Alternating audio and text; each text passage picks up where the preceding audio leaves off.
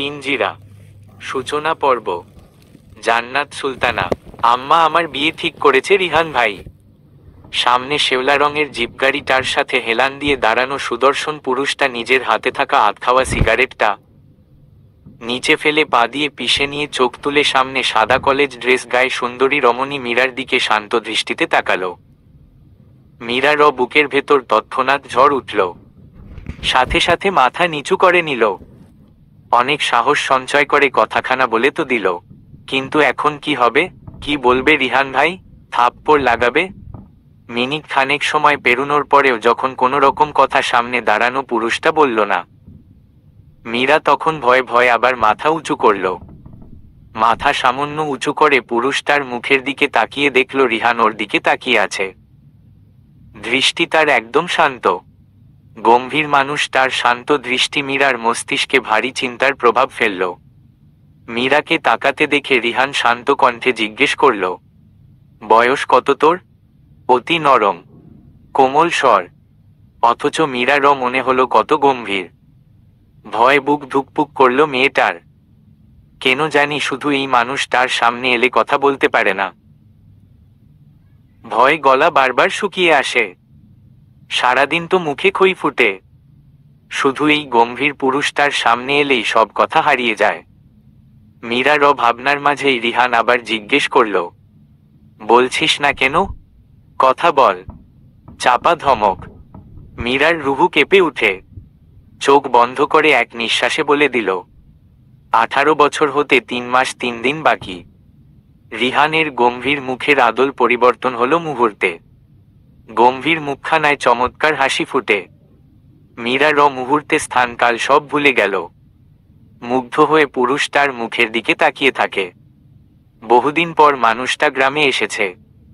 অনেক দিন পর এমন সামনাসামনি দাঁড়িয়ে পুরুষটাকে দেখার সৌভাগ্য হয়েছে মীরার। গ্রামের সবচেয়ে সুনামধন্য পরিবার হচ্ছে শেখ পরিবার। যেমন তাদের ক্ষমতা তেমন তাদের নামডাক। এককালে রিহানের দাদা রমজান শেখ গ্রামের চেয়ারম্যান ছিল। যদিও এখন তাদের পরিবারের কোনো সদস্য রাজনীতিতে যুক্ত নয়, তাদের নিজস্ব ফ্যাক্টরি রয়েছে, সেটাই এখন তার বাবা চাচা চালাচ্ছে। গ্রামে তাদের তারপরও আলাদা একটা দাপট রয়েছে, তার কারণ ও অবশ্য রয়েছে। গ্রামে কেউ তাদের পরিবারের রাজনীতি না করলেও রিহানের মামা আতিক চৌধুরী ঢাকার স্থানীয়, সেখানের কোনো এক এলাকার মেয়র তিনি।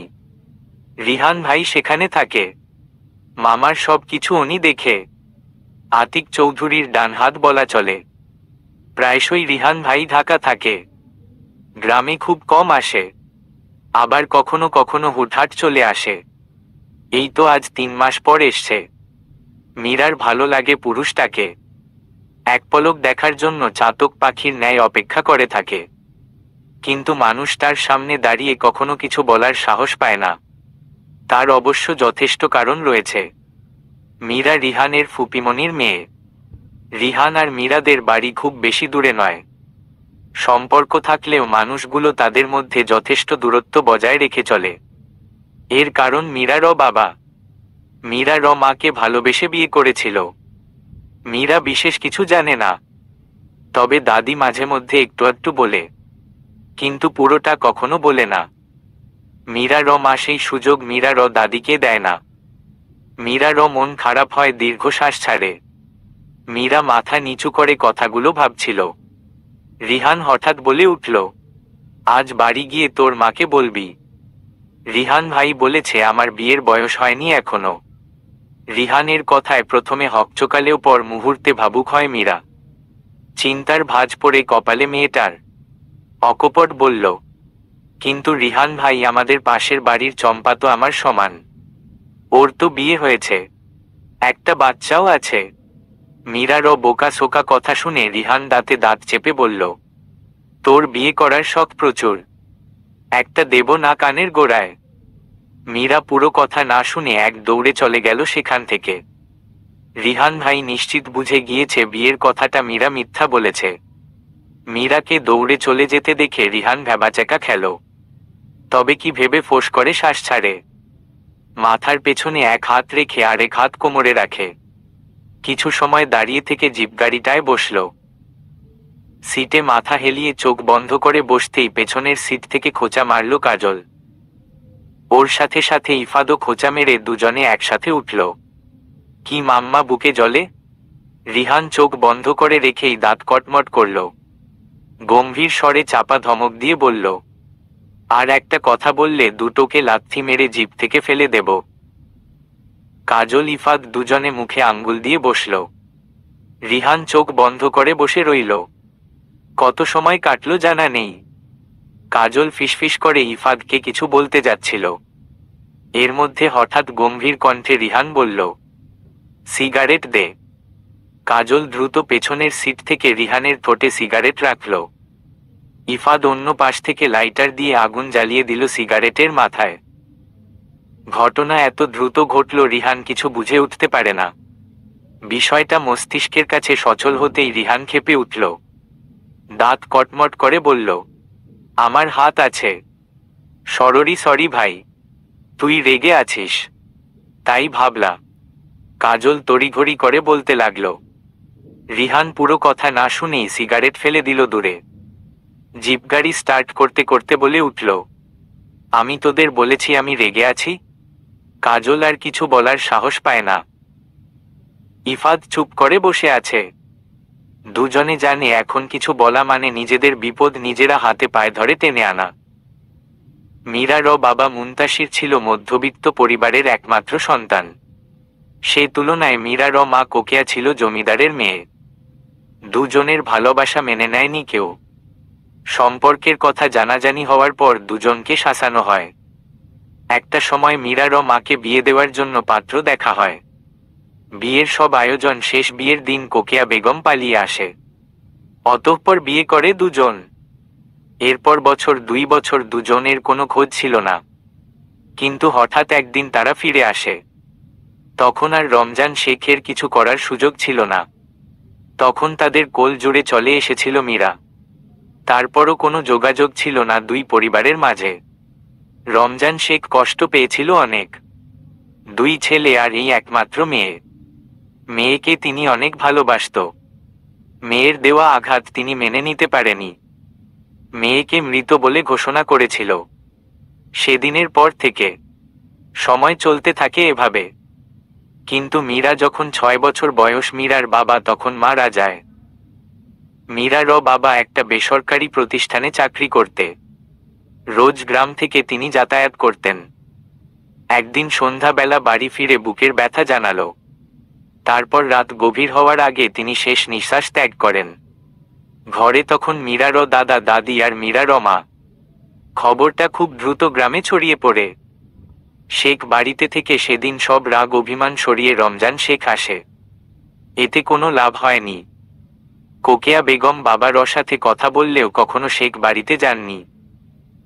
যত বড় অনুষ্ঠান উৎসবই হোক না কেন, স্বামী বেঁচে থাকতে যেখানে ওনার স্বামী নিয়ে যাওয়ার সৌভাগ্য হয়নি, সেখানে তিনি স্বামীর অনুপস্থিতিতে যেতে চান না।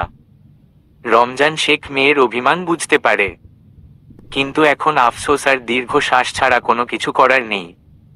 মীরা লম্বা চুলের বিনুনি দোলাতে দোলাতে বাড়িতে প্রবেশ করল। একতলা এই বাড়িটা মীরার বাবা তৈরি করেছে। বিশাল বড় নয়, তবে শান্তি পাওয়া যায় এখানে। উঠোনের এক সাইডে গোসলখানা। যদিও বাড়ির ভেতরে সুন্দর একটা বাথরুম রয়েছে, কিন্তু গ্রামের যেন এটা একটা রীতি বলা চলে। বাড়ির ভেতরে সব থাকার পরেও বাহিরে একটা গোসলখানা আর রান্নাঘর থাকবেই। গোসলখানার সাথে একটা রান্নাঘর। তার সামনে মীরার দাদি মাটির চুলা বানিয়ে দিয়েছে। মীরার মা বৃষ্টি না থাকলে বেশিরভাগ সময় এখানে রান্না করে। এই যে আজও রান্না করছে। মীরা লাফিয়ে লাফিয়ে মায়ের কাছে চলে গেল। পেছনে থেকে গলা জড়িয়ে ধরে। কোকিয়া মেয়ের ছোঁয়া পেয়ে মুচকি হাসল। মীরা আহ্লাদি স্বরে ডাকল, আম্মা। কোকিয়া উত্তর দেয় না। মেয়ের মুখে এই একটা ডাক ওনার বুকের ভেতর সব আগুন নিভিয়ে দেয়। সব কষ্ট মেয়ের মুখের দিকে তাকালে ভুলে যায়। মীরা মায়ের থেকে জবাব না পেয়ে নিজ থেকে বলতে লাগল, আম্মা জানো রিহান ভাই গ্রামে এসেছে। আজ আমার সাথে দেখা হয়েছে। কোকিয়া মেয়ের হাত গলা থেকে ছাড়িয়ে নিল। নিজে মেয়ের দিকে ফিরে বসে মুখটা মুহূর্তে মাঝে আধার হয়ে গেল। গম্ভীর স্বরে বলে উঠল, কতবার বলেছি ওই বাড়ির কারোর সাথে কথা বলবে না? মীরারও হঠাৎ মনে হলো খুশির ঠেলায় মাকে সত্যি কথা বলে দেওয়া ঠিক হয়নি। শেখ বাড়ি নিয়ে তো কিছু বললেই মা রাগ করে। মীরা মিথ্যা খুব একটা বলতে পারে না, কিন্তু আজ যেন মিথ্যা বলতে হচ্ছে সবখানে বেশি। বলে না, তুমি একটা মিথ্যা বললে সেই মিথ্যা ঢাকতে আরো 1000টা মিথ্যা তোমার মুখ দিয়ে আপনা আপনি চলে আসবে। মীরা আমতা আমতা করে বলে, কথা বলিনি একটু। মীরারও পুরো কথা শুনল না কোকেয়া বেগম। রান্নার জন্য চিকন চিকন লাকড়ি এনে রেখেছিল চুলার কাছে। সেখান থেকে একটা চিকন ডাল নিয়ে মীরারও গায়ে এলোপাথারি কয়েকটা লাগিয়ে দিল। মীরা আকস্মিক আক্রমণে কিছু বুঝে উঠতে পারে না। শরীরে চিনচিন ব্যথায় দিকবিদিক ভুলে নিচে বসে পড়ে কান্না করতে করতে। বাহিরে হইচই শব্দ। মীরারও দাদি কমলা বেগম ছুটে আসে। ছেলে বউয়ের কাণ্ড দেখে হতবাক তিনি। দৌড়ে এসে নাতনিকে জড়িয়ে ধরে। ঘেমে নেয় একাকার অবস্থা মেয়েটার। শরীরে বিভিন্ন অংশ লাল হয়ে ফুলে গিয়েছে। সুন্দর শরীরে যা খুব ভয়ঙ্করভাবে ফুটে উঠছে। শাশুড়িকে দেখে কোকেয়া হাত থেকে লাকড়ি ফেলে দিল। কমলা বেগম রাগী চোখে তাকিয়ে ছেলে বউয়ের দিকে তেজি কণ্ঠে বলে উঠল, কি কারণে তুমি মাইয়াডারে মারছ আমি জানবার চাই না। শুধু কইয়া দিলাম কামডা তুমি ভালা করো নাই বউ। কমলা বেগম কথাগুলো বলতে বলতে মীরার মুখে হাত বুলায়। একমাত্র ছেলের শেষ চিহ্ন এটা। খুব আদরের শখের নাতনি। তিনি নিজেও কাঁদতে লাগল। মীরা হেঁচকি তুলে কাঁদছে। কোকেয়া বেগম কঠিন স্বরে বলল, বেশ করেছি মেরেছি। ওকে বলে দিন আম্মা, শেখ বাড়ির আর কারোর সাথে কথা বললে এর চেয়ে খারাপ হবে ওর সাথে। সন্ধ্যায় মীরার শরীর কাঁপিয়ে জ্বর এলো। ভয় পেল কোকেয়া। মেয়ের শরীরে হাত দিয়ে চমকে উঠল। কমলা বেগম নাতনির গায়ে কাঁথা দিয়ে ডেকে রেখেছে। মীরা জ্বরের ঘোরে কেঁপে কেঁপে উঠছে ক্ষণে ক্ষণে। পাশের বাড়ির শাহনাজের মা এসে মীরারও অবস্থা থেকে মীরারও মাকে উপজেলায় হসপিটাল নিয়ে যেতে পরামর্শ দিল। কমলা বেগম নাতনির জন্য কেঁদেকুটে চোখ ফুলিয়ে ফেলেছেন। মীরারও মা শাশুড়িকে জিজ্ঞেস করতেই কমলা বেগম বলল, যা করবার তাগদা কর বউ, আমার বুবু কষ্ট পাইতাছে। কোকেয়া শাশুড়িকে মীরারও পাশে বসতে বলে শাহনাজের মাকে নিয়ে বেরিয়ে গেল বাড়ি থেকে গাড়ি আনতে। এখান থেকে 5 মিনিট গেলে একটা মোড় আছে, সেখানে চায়ের দোকান মুদি দোকান আছে। মানুষের আনাগোনা বেশি, গাড়িও থাকে মাঝে মধ্যে, তাই সেদিকে গেল। মোড়ে যেতেই প্রথমে নজরে আসে চিরপরিচিত সেই জিপ গাড়িটা। পাশের দোকানে তাকিয়ে দেখল চায়ের দোকানে সামনের দাঁড়িয়ে আছে রিহান। অল্প স্বল্প ঠান্ডা বাহিরে, গায়ে তার কালো একটা জ্যাকেট। তার ভেতরে কি আছে সেটা বোঝা যাচ্ছে না, তবে এক নজর দেখলে চোখ জুড়িয়ে যাওয়ার মতো। আর কাজল ইফাত দুজনে চায়ের দোকানের সামনে বেঞ্চিতে বসে আছে, হাতে 3 জনেরই চায়ের কাপ। রিহান প্রথমে কোকেয়া বেগমকে খেয়াল করেনি। কাজল খোঁচা মারতেই রিহান ঘাড় ঘুরিয়ে দেখল। অবাক হলো এত রাতে ফুপিকে এখানে দেখে। কি হয়েছে, কি কারণে এখানে এসছে বুঝতে পারে না। চিন্তিত মুখের ইফাদের দিকে তাকিয়ে কিছু ইশারা করতেই ইফাদ চায়ের কাপ রেখে কোকেয়া বেগমের কাছে গেল। ইফাদ গিয়ে কোকেয়া বেগমকে সালাম দিল। কোকেয়া সালামের জবাব দিল তাড়াহুড়ো সহিতে। ইফাদ চিন্তিত কণ্ঠে জানতে চাইল, চাচি এত রাতে, কিছু প্রয়োজন? কোকেয়া ইতস্তত বোধ করলেন। কথাটা এখন তখন যে কোনো সময় রিহানের কাছে পৌঁছবেই। মীরাকে তিনি মেরেছে, আর সেটার জন্য মীরারও জ্বর হয়েছে শুনলে রিহান নিশ্চয়ই ওনার সাথে এক দফা চোখে চোখে যুদ্ধ করতে ছাড়বে না ছেলেটা। আমতা আমতা করে বলে, আসলে হয়েছে কি, একটা গাড়ি দেখতে এসেছিলাম। গাড়ি? ওই মীরারও একটু জ্বর এসছে, হসপিটাল নিত, ওই তো একটা গাড়ি। কোকেয়া বেগম সম্পূর্ণ কথা শেষ করার আগেই একটা গাড়ি দেখে সেটার দিকে এগিয়ে যেতে যেতে বলল। শাহনাজের মাও গেল। ইফাদ তৎক্ষণাৎ এক দৌড়ে দোকানে গেল। হাঁপাতে হাঁপাতে শুধু বলল, রিহান, মীরার জ্বর হয়েছে। রিহান মুহূর্তের মাঝে হাতের কাপ ছুঁড়ে ফেলে দিল। সে কিছুটা হলেও আন্দাজ করেছিল মীরা নয়তো দাদি অসুস্থ, কিন্তু মীরারও জ্বর কথাটা যেন কানে বারবার ঝংকার তুলছে। অধর কাঁপছে পুরুষটার। কোনো রকম দৌড় লাগালো উল্টো দিকে। ধূপধাপ শব্দে কোকিয়া বেগম এদিকে তাকালো। রিহানকে দৌড়ে নিজেদের বাড়ির দিকে যেতে দেখে ইফাদের দিকে রক্তচক্ষু নিক্ষেপ করল। কৃত্রিম আলোয় ইফাদ মুখে হাত দিয়ে কাজলকে উদ্দেশ্য করে বলল, এই কাজল, চল চল। ওরা দুজন গাড়িতে বসল। কাজল গাড়ি স্টার্ট করল। কোকিয়া বেগম আর শাহনাজের মা দ্রুত পায়ে হাঁটছে, গাড়ি পায়নি তারা। ড্রাইভার রাজি হয়নি। সারাদিন রোডে ছিল ড্রাইভার, তাই এখন সোজা বাড়ি যাবে। কোকিয়া বেগম অন্যদিকে যাচ্ছিল, তবে রিহানকে নিজের বাড়ির দিকে যেতে দেখে আর সেদিকে গেল না। কমলা বেগম মীরারও মাথায় জলপট্টি দিচ্ছে। গায়ের কাপড় দিয়ে আবার একটু পরপর নিজের চোখের নাকের পানি এসে বিরক্ত করায় সেটা দিয়ে কাম সারছেন। বাড়ির গেট বন্ধ আছে। মীরা কমলা বেগমের রুমে আছে বর্তমানে, যদিও মীরারও ঘুমানোর কোনো নির্দিষ্ট স্থান নেই। নিজের এক্সট্রা রুম থাকা সত্ত্বেও দাদি কিংবা মায়ের সাথে থাকে বেশিরভাগ সময়। কমলা বেগমের রুমে জানলায় গ্রিল নেই, তিনি লাগাতে বারণ করেছিল। এখান দিয়ে দক্ষিণা বাতাস আসে, ওনার ভালো লাগে ওখানে মোটা দেওয়ালটায় বসে বাতাস খেতে। পর্দা আছে, এদিকে তেমন মানুষের চলাচল নেই। বাড়ির পেছনে দিকে জানালার কপাট আটকাতে ভুলেছে তিনি। নাতনির শোকে অল্প স্বল্প বাতাসে পর্দা দুলছে। মীরা লাগাতার বিড়বিড় করে কিছু বলছে। কমলা বেগম নাতনির গায়ে হাত ঠেকিয়ে বসে আছে। হঠাৎ গেইটে ঠাস ঠুস করে শব্দ খুলে ধরফরিয়ে কেউ রুমে এসে প্রবেশ করল। ঘটনা এত দ্রুত ঘটল কমলা বেগম কিছু বোঝে উঠার আগেই লম্বা তাগড়া বলিষ্ঠ এক পুরুষ কক্ষে দেখে চমকে উঠল। চোখে তিনি কিছুটা আবছা দেখেন, বয়স হয়েছে, তবে পুরুষটা কাছে এসে ওনার পাশে দাঁড়াতেই ওনার মুখ দিয়ে অস্ফুটে বেরিয়ে এলো, রিহান দাদু ভাই। রিহান কমলা বেগমের দিকে তাকানোর সময় পায় না, কিংবা এখন সেটা জরুরি না, তাই জিজ্ঞেস করল, কখন থেকে জ্বর ওর শরীর? বলতে বলতে মীরাকে কোলে তুলে। কমলা বেগম বুঝতে একটু বেগ পেতে হয়, তবে বাহিরে গাড়ির শব্দে তিনি বুঝতে পারে রিহান খবর পেয়ে গিয়েছে আর হসপিটাল নিয়ে যেতে এসছে মীরাকে। কমলা বেগম উত্তর দেয় না। কি বলবে? মিথ্যা? সেটা তো কিছুক্ষণের মধ্যেই রিহান ধরে ফেলবে। মেয়েটার গায়ে যে মাইরের দাগ স্পষ্ট, তাই চুপ রইল। পেছনে পেছনে দৌড়ে এলো। রিহান গাড়িতে পেছনে মীরাকে কোলে নিয়ে বসল। কাজল গাড়ি স্টার্ট দিল। মীরা ততক্ষণে জ্ঞান হারিয়েছে। শরীর আস্তে আস্তে শীতল হচ্ছে। রিহান মীরাকে নিজের কাঁধের উপর রেখে গায়ের জ্যাকেট খুলে মীরারও গায়ের উপর রাখে।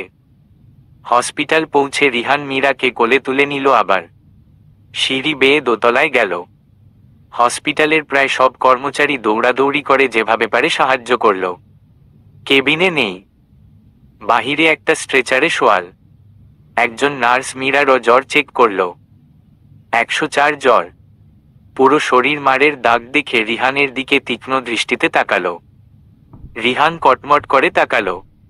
নার্স কি ভাবছে রিহান মীরাকে মেরেছে? রিহান হয়তো বুঝতে পারে, তাই দাঁতে দাঁত চেপে বলে উঠল, ও আমার ফুপিমনির মেয়ে, কিন্তু এভাবে কে মেরেছে ওকে? নার্স কৌতূহল নিয়ে প্রশ্ন করে। রিহান বিরক্ত হয়। আগে কখনো দেখেনি নার্সকে, হয়তো নতুন, তাই কথাটা একটু বেশি বলছে। রিহান বিরক্তিকর চাহনি নিক্ষেপ করে বলে উঠল, আপনার জানতে হবে না। ডক্টর নেই আজ? আছে একজন, মেডিসিন বিশেষজ্ঞ, চলে আসবে। খবর পাঠানো হয়েছে। ডক্টর এলো। সব চেক করে বারবার রিহানের দিকে তাকালো। কিছু বলার সাহস পেল না। মীরাকে স্যালাইন দিতে হয়েছে। শরীরে ব্যথা থেকে জ্বর এসছে। ব্যথার ইঞ্জেকশন দিয়ে তিনি কেবিন থেকে বেরিয়ে গেল। যাওয়ার আগে জানিয়ে গিয়েছে আজ পেশেন্টের জ্ঞান আর ফিরবে না। ইঞ্জেকশনে ঘুমের ঔষধ দেওয়া হয়েছে। মীরার মা সেই তখন থেকে বাহিরে বসে আছে।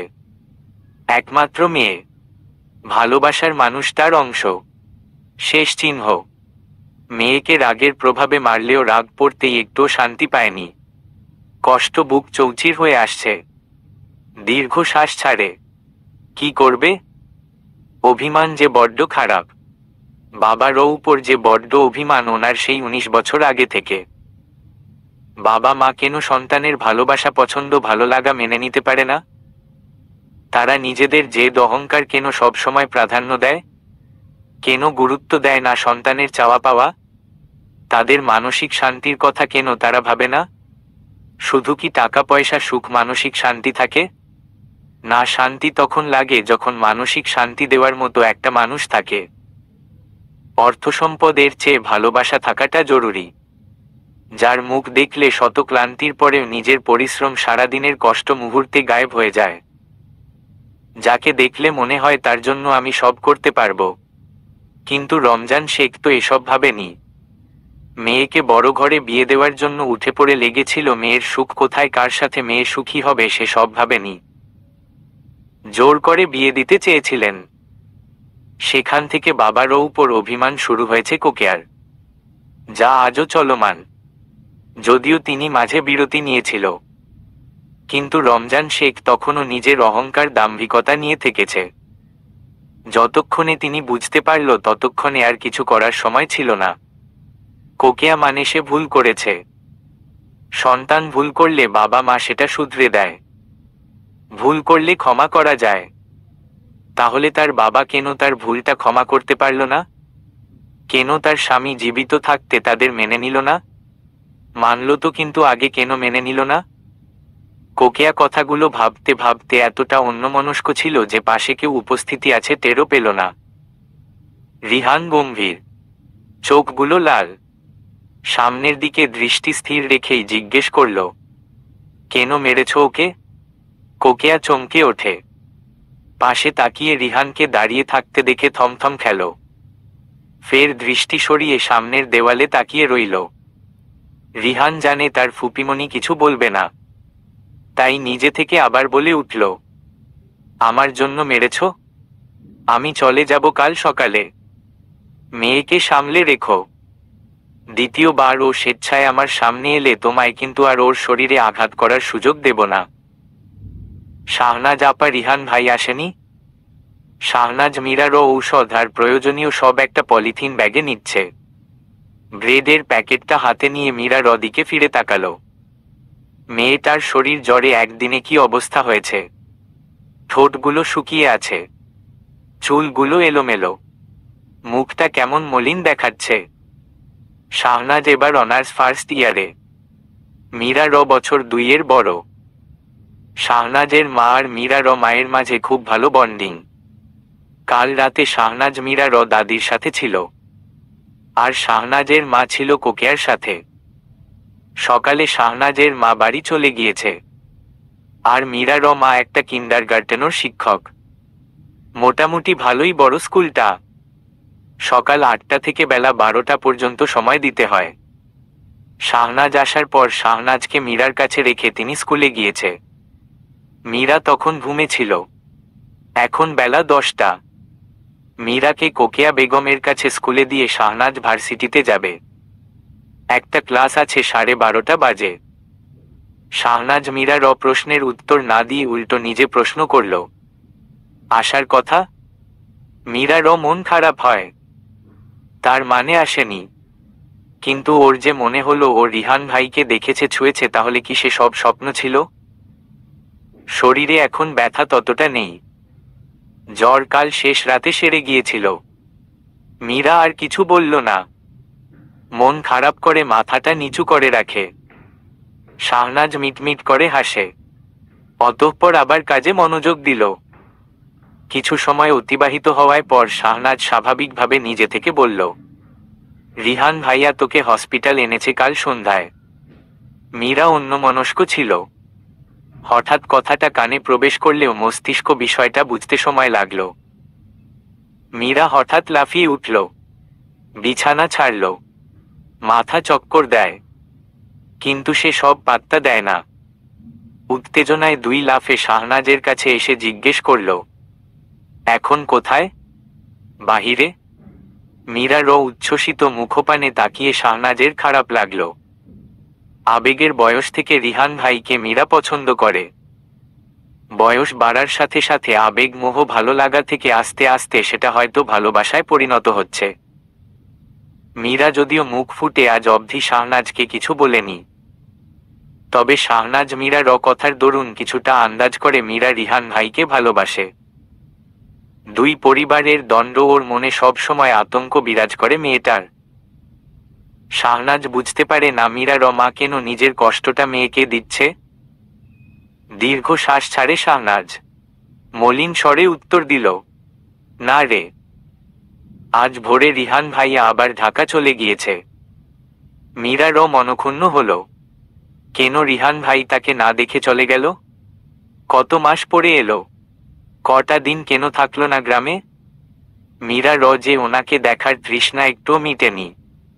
শাহনাজ সব গুছিয়ে মীরাকে নিয়ে কেবিন থেকে বেরিয়ে এলো। সকালে মীরার মা সকল পেমেন্ট ফর্মালিটি পূরণ করে গিয়েছে, তাই কোনো ঝামেলা হলো না। নিচ তলায় এসে মীরা অনেক খুশি হলো। তার দুই মামি নিচে বসে আছে, সাথে নানি। মীরাকে দেখে সবাই উঠে এগিয়ে এলো। মীরা খুশিতে সবাইকে একবার করে জড়িয়ে ধরে। নানির সামনে দাঁড়িয়ে ঠোঁট উল্টে মায়ের নামে নালিশ করল, নানু তোমার মেয়ে অনেক মেরেছে, ব্যথা পুরো শরীরে। নীনা বেগম নাতির কথা শুনে হু হু করে কান্না করে দিল। জড়িয়ে ধরে নাতনিকে আদর করল। মেয়ের রাগ একটু বেশি, তাই বলে এভাবে মারবে মেয়েটাকে? লালচে দাগগুলো শরীরে স্পষ্ট, সাথে ফর্সা চামড়ায় বড্ড বেমানান লাগলো। আদর করে নাতনিকে সান্ত্বনা দিল, মেয়েকে বকবে জানালো, যদিও সে সব তিনি মেয়েকে দেখলে কিছুই করতে পারবে না। মেয়ের চোখের দিকে তাকাতে পারে না। এত অল্প বয়সে স্বামী মরে গেল। জোর করে মেয়ের মনটায় তারা একটু বেশি আঘাত দিয়েছে একটা সময়। দিনের পর দিন মেয়েকে স্বামীর আদেশে আটকে রাখতে হয়েছে, কিন্তু মা হয়ে মেয়ের কষ্ট চোখে দেখতে পারেনি। মেয়ের চাওয়া ভালো লাগাকে প্রাধান্য দিয়ে বাড়ি থেকে পালাতে সাহায্য করেছিল মেয়েকে। এটার জন্য অবশ্য ওনাকে কম খেসারত দিতে হয়নি। কত বকাঝকা খেয়েছে ছেলে স্বামী সবার কাছে। শুধু ছেলে বউয়েরা সাপোর্ট করেছে, তাই তিনি ততটা ভেঙে পড়েনি। হসপিটাল থেকে বেরিয়ে একটা ছোটখাটো রেস্টুরেন্টে বসলো তারা। মীরার পছন্দের কত রকম খাবার অর্ডার করে যত্ন করে মীরাকে খাইয়ে দিল। যদিও মীরা বেশি কিছু খেতে পারল না, জ্বরে মুখে খাবারের স্বাদ পেল না। গাড়ি করে এসছে সবাই। শেখ বাড়ি পর্যন্ত মীরা আর শাহনাজকে নামিয়ে দিল। বাকি পথটা শাহনাজ আর মীরা হেঁটে পৌঁছালো। কোকেয়া বেগম ক্লাসে ছিল। মীরাকে শাহনাজ অফিস কক্ষে বসিয়ে কোকেয়া বেগমকে বলে তারপর ভার্সিটিতে চলে গেল। কোকেয়া আজ 1 ঘন্টা আগে স্কুল থেকে বেরিয়ে এলো। আজ সকালে রান্না করেনি। শাশুড়িকে নাস্তা কিনে খাইয়ে স্কুল চলে এসছে। মনটা মেয়ের জন্য ছটফট করে বাড়িতে গিয়ে মেয়ের পছন্দের খাবার রান্না করবে। তাই আসার সময় মা মেয়ে বাজার করে বাড়ি এলো। বাড়িতে এসে দেখলো কমলা বেগম চুলায় রান্না বসিয়েছে। কোকেয়া এসব দেখে একটু রেগে গেল। কমলা বেগমের হার্টের সমস্যা আছে, আগুনের কাছে যেতে নিষেধাজ্ঞা দিয়েছে ডক্টর। কোকেয়া শাশুড়িকে উঠিয়ে নিজে রান্না করতে বসল। কমলা বেগম ভাত আর ডাল রান্না করছে, সাথে আলু সিদ্ধ দিয়েছে। কোকেয়া বেগম সকালে কিছু খায়নি। স্কুল থেকে ফিরে রান্না করে খেতে হবে। অনেক দেরি হবে, সেই জন্য উনি আগে আগে রান্না বসিয়েছে। কমলা বেগম নাতনিকে গোসল করতে সাহায্য করল। নাতনির কাপড় ধুয়ে দিল। মীরা নিজে করতে চাইলে ধমকে ধামকি দিয়ে ঘরের ভেতর পাঠিয়ে দিল। নিজে গোসল শেষ কোকেয়া বেগমের হাতে হাতে সব গুছিয়ে নিল। কোকেয়া সব গুছিয়ে নিজে গোসল করতে গেল। মনে মনে শাশুড়ির প্রতি শ্রদ্ধা আরো দ্বিগুণ হল। কতটা ভালোবাসে মানুষটা দুই মা মেয়েকে, সেটা ভেবে চোখ ভিজে উঠে। বিকেলে 2টো নাগাদ খাবার খেলো সবাই। খাবার শেষ মীরা ঔষধ খেয়ে দাদির রুমে এসে ঘুমিয়ে পড়ল। কোকেয়া রাতের জন্য মেয়ের পছন্দ মতো বিরিয়ানি রান্না করতে ব্যস্ত হলো। মীরা মাগরিবের আজানের সময় ঘুম থেকে উঠল। কেউ ডাকেনি, ইচ্ছে মতো ঘুমিয়েছে। রুম থেকে বেরিয়ে গিয়ে মায়ের রুমে একবার উকি দিল। দাদি আর মা একসাথে নামাজ পড়ছে। মুগ্ধ হলো মীরা। কিছু সময় তাকিয়ে থেকে চট করে ঘরের ওয়াশরুমে গিয়ে অজু করে এলো। দাদির পাশে দাঁড়িয়ে নিজেও নামাজ পড়ল। কোকিয়া মেয়ের মুখের দিকে তাকিয়ে থাকে। বড্ড সরল তার মেয়েটা, মনটা একদম নরম। মেয়েটা অভিমান ব্যতীত আর কিচ্ছু করে না কখনো। রাগ কি জিনিস হয়তো জানেই না। এই যে মা তাকে এত মারল, মায়ের সাথে একটু রাগ করল না, কিংবা ক্রুদ্ধ নয়নে তাকলো পর্যন্ত না। কথাবার্তা সব ঠিক আছে, শুধু একটু অভিমান যে করেছে কোকিয়া বুঝতে পারে। এশার নামাজের আগে খাবার খেয়ে নিল সবাই। কোকিয়া মেয়ের জন্য একটা প্লেটে 1 প্লেট বিরিয়ানি ঢেকে শাশুড়ির রুমে রেখে এলো। মেয়ে আজ দিনে ঘুমিয়েছে, রাতে যে জেগে থাকবে তা তিনি নিশ্চিত। কমলা বেগম নামাজ পড়ে আর বসে থাকতে পারল না। কাল সারা রাত নাতনির চিন্তায় ঘুম হয়নি। ঘুম না হলে প্রেশার বেড়ে যায়, তাই একটা ঘুমের ঔষধ খেয়ে নিল আজ। মীরা একটা চার্জার লাইট লাগিয়ে পড়তে বসল। কিছুদিন পর উচ্চ মাধ্যমিক পরীক্ষা শুরু হবে। মীরা টেস্টে ভালো রেজাল্ট করেছে। এখন ভালোই ফাইনালে একটা ভালো রেজাল্ট করতে পারলে হয়, কিন্তু পড়তে ইচ্ছে করছে না। মনটা বড্ড অস্থির করছে। রিহান নামক সুদর্শন পুরুষটাকে এক পলক দেখার জন্য মনটা কেমন উতলা হচ্ছে। আনমনে বই খাতা ঘাঁটতে ঘাঁটতে কখন যে রাত 11টা বেজে গেল বুঝতে পারল না। দাদির ঘন ঘন নিঃশ্বাসের শব্দে মীরা বুঝতে পারে দাদি গভীর ঘুমে। এই ঘুম আর রাতে ভাঙ্গার নয়। মন চাইল একটা ঘুমের ঔষধ খেয়ে দাদির মতো নাক ঢেকে ঘুমিয়ে থাকতে। জানালার পর্দা দেওয়া। মীরা কপাটি লাগাতে গেল। একটা কপাট লাগিয়ে আরেকটায় হাত রাখতেই মানুষের ফিসফিস আওয়াজ পেল। ভয় ধরল মনে। একটু উকি দিয়ে দেখল রাস্তা বরাবর আবছা আলোয় দুজন মানুষ সহ জিপ গাড়িটা। স্পষ্ট নয়। মীরা থমকে গেল। অস্ফুটে স্বরে বলে উঠল, রিহান ভাইয়ের জিপ গাড়ি। কাজল ভাইয়া আর ইফাত ভাইয়া। উনি কোথায়? ঠিক তক্ষুনি মীরার হাতের উপর একটা শক্ত হাতের স্পর্শ পেল। এক ঝটকায় দূরে সরে আসতেই এক লাফে বলিষ্ঠ তাগড়া পুরুষ রিহান ভাই জানালা টপকে কক্ষে প্রবেশ করল। মীরা চমকে উঠল। নিজের অজান্তেই এক হাতে নিজের মুখ চেপে ধরে। রিহান ঝড়ের বেগে এগিয়ে এসে মীরার দেহটাকে নিজের বুকে আগলে ধরল। মীরা ফুপিয়ে উঠল। রিহান ভরকে গেল। পাশের রুমে কোকিয়া বেগম। শুনলে কেলেঙ্কারির শেষ থাকবে না। রিহান মীরাকে শান্ত হতে বলল, কিন্তু মীরা শুনল না। রিহান কি করবে এই মুহূর্তে? এই মেয়ের কান্না কি করে বন্ধ করবে? কোনো উপায়ন্তর খুঁজে পেল না। চট করে শুধু মনে হলো মুখটা কোনো পদ্ধতি বন্ধ করা যাক, আর সেটাই করল। মীরা শুধু চুপ করে সিচুয়েশন বোঝার চেষ্টা করল। চোখগুলো বড় বড় করে চার্জার লাইটের স্বল্প আলোর মাঝে রিহান ভাইয়ের গালের খোঁচা খোঁচা দাড়ি ব্যতীত আর কিচ্ছু চোখে পড়ল না। মীরা স্তব্ধ, হতভম্ব হয়ে দাঁড়িয়ে রইল। অনুভূতি হলো না কোনো রকম, শুধু বুকের ভেতর ধুকপুক করছে। কি হলো একটু আগে? রিহান ভাই কি করলো এটা? এটা কিস? না, লিপ কিস। শাহনাজ আপার ফোনে দেখেছে সে। একদিন একটা ইংলিশ মুভিতে এমন করে নায়ক তার নায়িকাকে চুমু খেয়েছিল। কিন্তু নায়ক নায়িকা তো দীর্ঘ সময় একে অপরকে শক্ত করে জড়িয়ে ধরে চুম্বনে আবদ্ধ ছিল।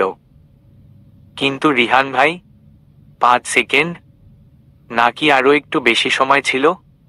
মীরা মাথা নিচু করে দাঁড়িয়ে আছে।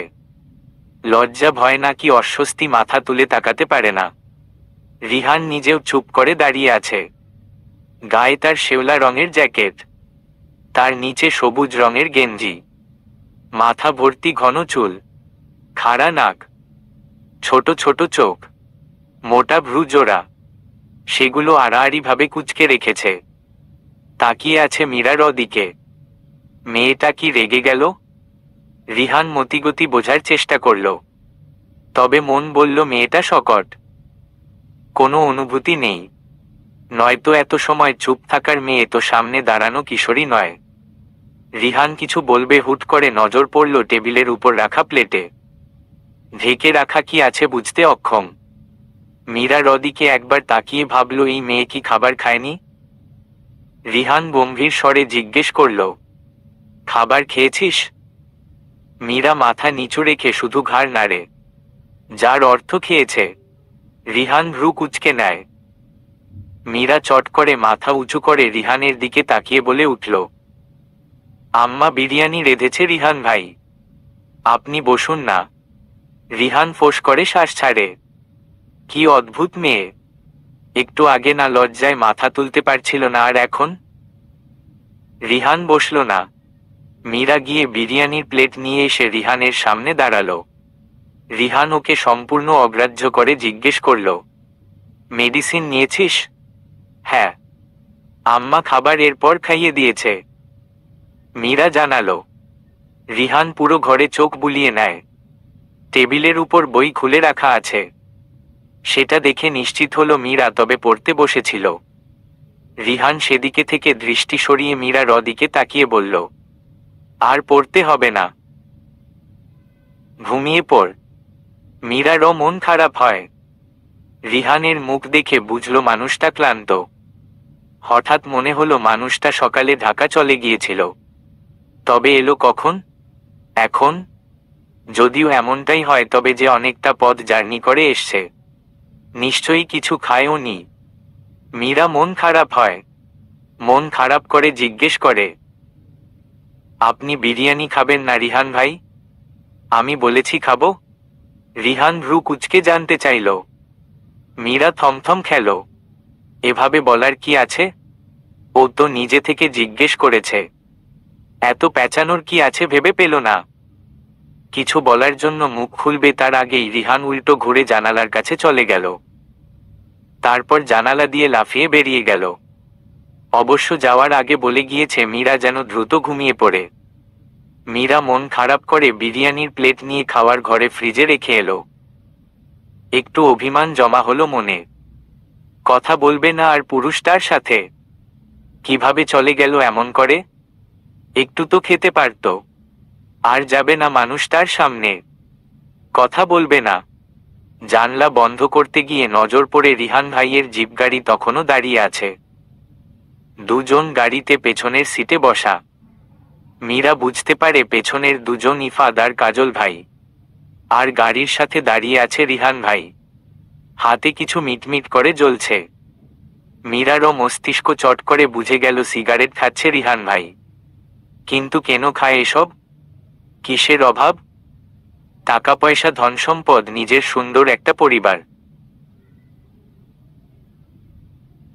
মাথার উপর এখন গার্ডিয়ান হিসেবে দাদা, বাবা, চাচা রয়েছে। কিসের এত টেনশন ওনার? তবে কি রিহান ভাই শখ করে সিগারেট খায়? দুঃখে নয়। সিগারেটের মিটমিট আগুন এদিকে ঘুরতে দেখে মীরা ঝটপট জানালা বন্ধ করে সরে আসে। বিছানায় শুয়ে গায়ে কাঁথা টেনে নিল। চোখের কিনারে জমে থাকা জল মুছে নিয়ে বিড়বিড় করে বলল, আমি কি আসতে বলেছি আপনাকে? নাকি আমি আপনার সামনে গিয়েছি? আপনি এসছেন কেন? আর আসবেন না। আমিও যাব না। পাষাণ পুরুষ, একটু মায়া নেই মনে? মীরা দুদিন কলেজ যায়নি, আজ যাবে। সাথে যাবে কোকেয়া। মেয়ের ফাইনাল এক্সাম শুরু হতে বেশি সময় নেই। হয়তো কিছু দিনের মধ্যে টেস্ট পরীক্ষা শুরু হবে। পড়ালেখা নিয়ে সচেতন বেশ কোকেয়া। মেয়ে লেখাপড়া করবে, চাকরি করবে, নিজের পায়ে দাঁড়াবে, এমনটাই চায় কোকেয়া বেগম। কোকেয়া মেয়েকে কলেজ দিয়ে তারপর নিজে স্কুল গেল। অনেকটা উল্টো ফিরে আসতে হলো। তাতেও কোনো সমস্যা নেই, মেয়ের জন্য সব করতে পারবে। মীরা কলেজ যাওয়ার সময় অটোরিকশা থেকে চারপাশে নজর ঘুরিয়ে চুপি চুপি খুঁজল রিহান ভাইকে, কিন্তু কোথাও দেখতে পেল না। সেদিন রাতের পর আর দেখা যায়নি পুরুষটাকে। তবে কি চলে গিয়েছে আবার? কিন্তু শাহনাজ আপা যে বলল যায়নি। ক্লাসে একটুও মনটা বসল না মীরার। সারাক্ষণ মনের মধ্যে রিহান ভাইকে নিয়ে মাতামাতি হলো। একটা ক্লাসে অবশ্য অমনোযোগী ছিল, সেজন্য 10 মিনিট কান ধরে দাঁড়িয়ে থাকতে হয়েছে। এতেও মীরার কোনো হেলদোল হলো না, এভাবে ক্লাস করল। কলেজ ছুটির পর মীরা গেট দিয়ে বেরিয়ে দেখল কোকেয়া বেগম দাঁড়িয়ে আছে গেটের বাহিরে। দূরে কাজল ভাই দাঁড়িয়ে আছে। আজ কোথাও জিপগাড়ি নেই। তবে কি সত্যি রিহান ভাই ঢাকা চলে গেল? কোকেয়া মেয়েকে নিয়ে ফুচকা দোকানে গেল। মা মেয়ে দুজন মিলে ফুচকা খেল। অতঃপর অটোরিকশা করে বাড়ি ফিরল কমলা বেগম আর কোকেয়া। দুই বউ শাশুড়ি মিলে বাড়ির পেছনে দিকে জায়গায় অনেক রকম সবজি গাছ লাগিয়ে রেখেছে। তাতে করে সবজিটা বেশি কিনতে হয় না তাদের। বিশাল বড় এই বাড়িতে খালি জায়গাগুলো কিছু না কিছু সবজি ফল প্রয়োজনীয় গাছ লাগিয়ে ভরপুর করেছে। এই যে এখন শরৎকালীন অনেক রকম সবজি গাছ লাগিয়েছে এখানে। কমলা বেগম সেগুলো ঘাস পরিষ্কার করছে। সাথে মীরা নিজেও দাদিকে সাহায্য করছে, গাছে পানি দিচ্ছে। আসরের আজান পড়েছে, অনেকটা সময় হলো। মীরা নামাজ পড়ে তবেই এসছে। কমলা বেগম হাতের কাজটা শেষ করে মীরাকে বলে বাড়ির উঠোনের দিকে গেল, অজু করে নামাজ পড়তে গেল। মীরা বালতি থেকে পানি নিয়ে মগ দিয়ে গাছে দিচ্ছে। মনটা বড্ড খারাপ। আজ 5 দিন ধরে রিহান ভাইয়ের কোনো দেখা নেই। আজ বৃহস্পতিবার, কাল কলেজ বন্ধ। মনে মনে অভিমান জমে আছে সেই রাতের পর থেকে। কোনো পুরুষের অধর ছোঁয়া মেয়েটার মন কেমন উতালপাতাল হয়ে আছে। এটা কেমন স্পর্শ ছিল ভেবে পায় না মেয়েটা। কেন এমন করেছিল রিহান ভাই? যদি ভালোবেসে কিছু করে থাকে তবে কেন এই কদিন একবারও এলো না? এবার যদি আসে মীরা কিছুতেই ওই লোকের সাথে কথা বলবে না, যাবেই না সামনে। তখন ভালো হবে। তখন কি ওর মতো রিহান ভাই ও ছটফট করবে, অস্থির হয়ে ছুটে আসবে? পরক্ষণেই ভাবে রিহান ভাই কেন অস্থির হবে? সে কি মীরাকে ভালোবাসে? মোটেও না। এই পাষাণ পুরুষ মীরাকে কিছুতেই ভালোবাসতে পারে না। হয়তো দুই পরিবার এর মাঝে মীমাংসা করার জন্য হুটহাট দেখা করে তার সাথে। মীরা? হঠাৎ শাহনাজের কণ্ঠ শুনে মীরা কিছুটা চমকে উঠে। তবে নিজেকে ধাতস্থ করে হাতের মগ ফেলে এগিয়ে এলো শাহনাজের কাছে। শাহনাজ কেমন চারদিকে চোরের মতো উকিঝুঁকি মারছে। মীরা সে সব ধ্যান নেই। সে 2 লাফে এগিয়ে এসে শাহনাজের সামনে দাঁড়িয়ে মুচকি হেসে বলল, শাহনাজ আপা, তুমি এসছো, ভালো হয়েছে। মা বলেছি চাচিকে ডাকার জন্য। শাহনাজ হাসার চেষ্টা করে। মীরা ভ্রু কুঁচকে নেয়। এভাবে তাকায় কেন আপা? এমন কেন করছে? মীরা জিজ্ঞেস করল, আপা তুমি অসুস্থ? আরে না। শোন, তুই, তোকে রিহান ভাই যেতে বলেছে আমাদের বাড়ির পেছনে পুকুর পাড়ে। অপেক্ষা করছে উনি। শাহনাজের কথায় মীরা চুপ করে গেল, মুখ গম্ভীর করে নিল। একটা মন বলল মানুষটাকে এক পলক দেখার জন্য, তো আরেক মন বলছে না। অভিমান করেছিস, তুই যেতে পারবি না। মীরা ফিরে গেল বালতির কাছে। মগ হাতে নিয়ে মরিচ গাছে পানি দেয়। শাহনাজ বুঝতে পারে মীরা যাবে না। কিন্তু রিহান ভাই যা মানুষ, মেরাই ফেলবে মীরা যদি আজ না যায়। শাহনাজ এগিয়ে এলো মীরার পেছনে দাঁড়িয়ে, কিছু বলার জন্য উদ্যত হতেই মীরা বলে উঠল, আমি যাব না আপা, তুমি বাড়ি যাও। ওনার সাথে যখন তখন দেখা করার মতো কোনো সম্পর্ক আমাদের মাঝে নেই। ওনাকে বলে দিও। মীরা কি বলেছে? এই নিয়ে রিহান 3 বার এই একই প্রশ্ন শাহনাজকে করল। শাহনাজ বলতে চাইছে না। মানুষটা যা রাগী। মীরা যা বলেছে সে কথা জানতে পারলে নির্ঘাত মীরাকে মাথার উপর তুলে আছাড় দিবে। শাহনাজ তখন থেকে ভেবে যাচ্ছে কোনো একটা মিথ্যা কথা বলার। কিন্তু রিহান ভাইয়ের সামনে দাঁড়িয়ে মিথ্যা যেন গলা দিয়ে বের হতে চাইছে না, কিংবা সাহস হচ্ছে না। এদিকে সত্যি বললে মীরার রক্ষে নেই। রিহান শান্ত দৃষ্টিতে তাকিয়ে আছে শাহনাজের দিকে। কাজল ইফাদ ও সাথে আছে। রিহান যে নিজেকে উপরে উপরে শান্ত দেখালেও ভেতরে ভেতরে রাগে ফেটে পড়ছে সেটা ভালোই বুঝতে পারছে সবাই। রিহান আবার গম্ভীর স্বরে জিজ্ঞেস করল, শাহনাজ বলো, মীরা কি বলেছে? কেন আসেনি? শাহনাজ ঝের বুঝতে পারে কোনোভাবেই যে রিহান ভাই মীরারও উত্তর না জানা পর্যন্ত তাকে ছাড়বে না।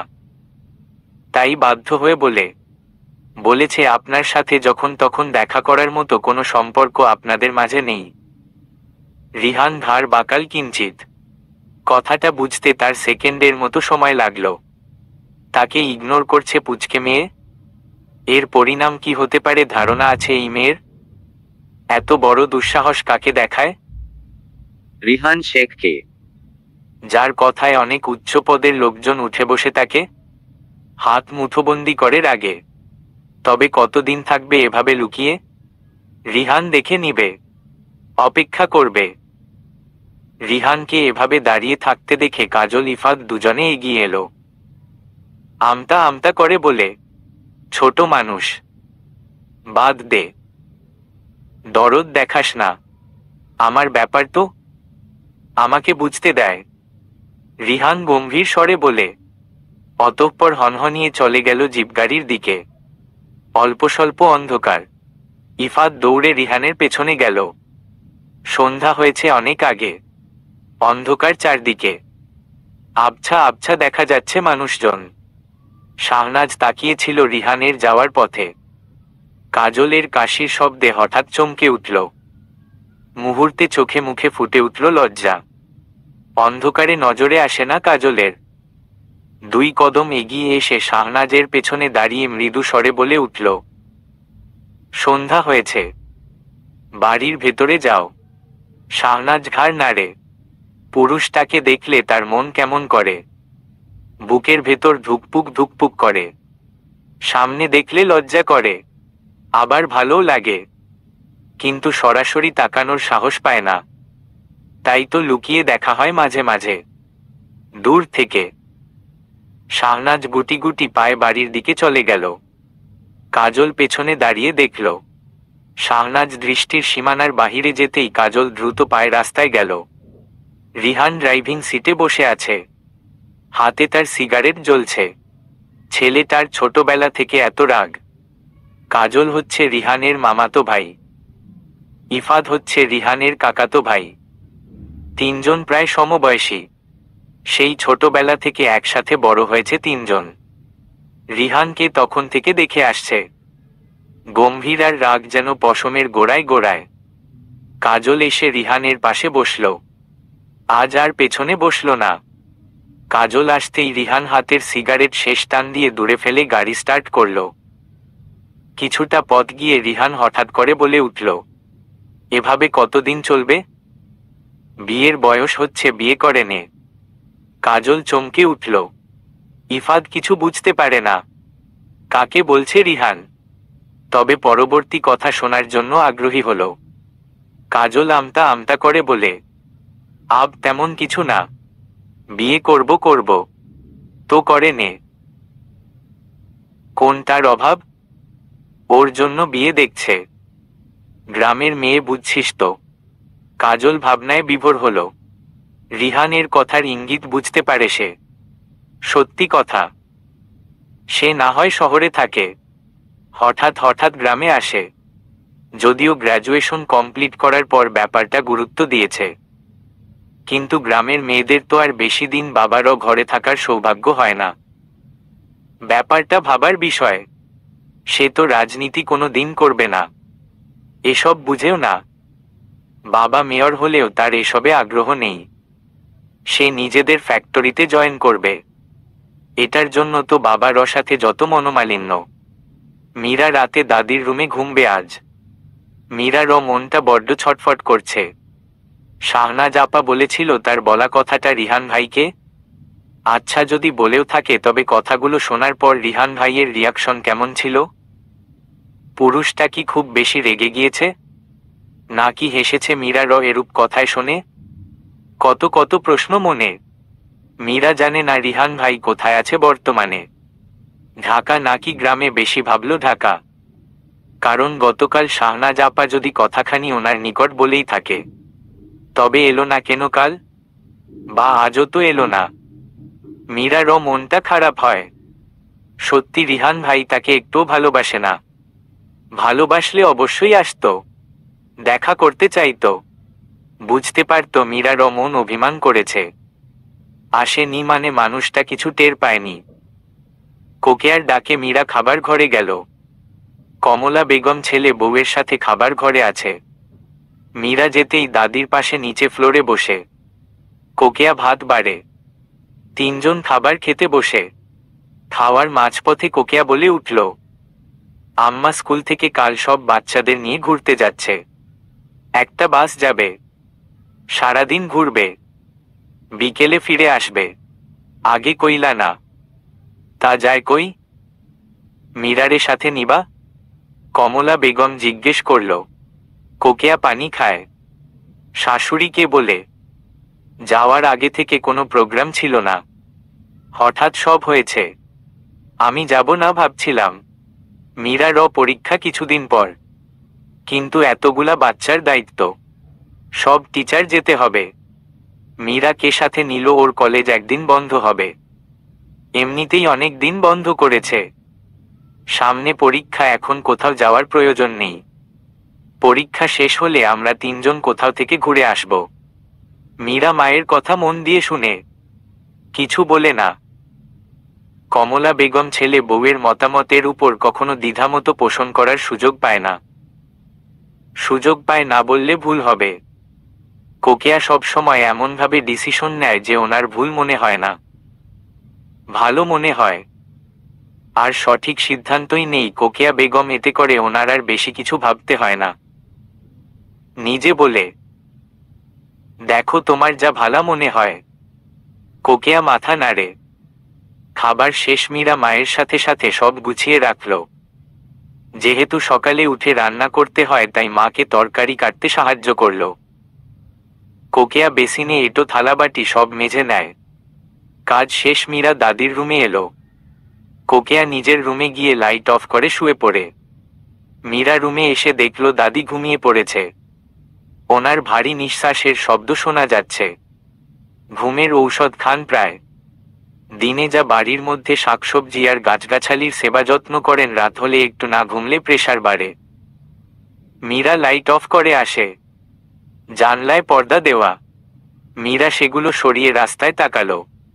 না, কিছু দেখা যাচ্ছে না। তাই জানলা বন্ধ করে গিয়ে শুয়ে পড়ল। মীরা যেতেই রিহান রাস্তায় থাকা ঘরের আড়ালে রাখা গাড়ি স্টার্ট করে। কাজল ইফাদ অবাক হয়, তবে কিছু বলার সাহস পায় না। এভাবে দেখার কি আছে সেটাও বুঝে না। সরাসরি কথা বললেই তো হয়। কোকিয়া ভোর 5টায় উঠে নামাজ পড়ে রান্না চাপিয়েছ। সূর্যের আলো ফুটতে ফুটতে রান্না শেষ হয়ে গেল তার। মীরা নামাজ পড়ে বই নিয়ে বসে আছে ঘরে। কোকিয়া রান্না করে সব গুছিয়ে রেডি হয়ে খাবার বেড়ে শাশুড়ি আর মেয়েকে ডাকল। তিনজন একসাথে খাবার খেল। কোকিয়া চলে গেল 7টা বাজতে বাজতে। মীরাও রুমে গিয়ে শুয়ে রইল কিছু সময়। খাবার খেয়ে শরীরটা ক্লান্ত লাগছে। কিছু সময় শুয়ে থেকে কলেজের জন্য তৈরি হলো। কমলা বেগম উঠোনে কাজ করছিল। নাতনি রেডি হয়ে আসতে গেট তালা লাগিয়ে নাতনিকে মোড় পর্যন্ত এগিয়ে দিল। সেখান থেকে মীরা অটোরিকশা করে কলেজের উদ্দেশ্য চলে এলো। কিছুটা পথ আসার পর অটোরিকশা থেমে গেল। মীরা ড্রাইভারকে জিজ্ঞেস করল, কি হয়েছে কাকা, আপনি গাড়ি কেন থামালেন? সামনে রিহান শেখ মা। মীরা চমকে উঠল। আজ বুঝি আর রক্ষে নেই। এখন কি হবে? মানুষটা নিশ্চয়ই রেগে আছেন। মীরা নিশ্চিত তাকে সামনে পেলে তার নরম তুলতুলে গালটাকে থাপ্পড় মেরে তক্তা বানিয়ে দিবে। মীরা হতভম্ব ভাব কাটিয়ে মাথা উঁচু করে গাড়ির ভেতর থেকে উকি মারল। তৎক্ষণাৎ নজরে পড়ল সামনে জিপগাড়িতে বসে আছে রিহান শেখ, চোখে কালো সানগ্লাস, গাল ভর্তি চাপদারি, তার মাঝে সিগারেট পোড়া অধর, মাথা ভর্তি ঘন কালো চুল, গায়ে ব্ল্যাক জ্যাকেট, তার নিচে হোয়াইট গেঞ্জি। উফ, এত কেন সুন্দর পুরুষটা। মীরা বারবার এই পুরুষের দিকে তাকিয়ে সব ভুলে বসে। সেটা কি এই পুরুষ বুঝতে পারে? উহু। মীরারও মনের ভয় ভুলে মুগ্ধ হয়ে তাকিয়ে থাকে। হঠাৎ হাতে টান পড়তে মীরারও ঘোর কাটে। নিজের হাত রিহান ভাইয়ের হাতের ভাঁজে বুঝতে সক্ষম হয়ে চমকে গেলে। ভয় গলা শুকিয়ে আসে। পুরুষটা স্বাভাবিক, শান্ত, কিন্তু সত্যি কি মানুষটা শান্ত, নাকি আকাশ যেমন ঝড়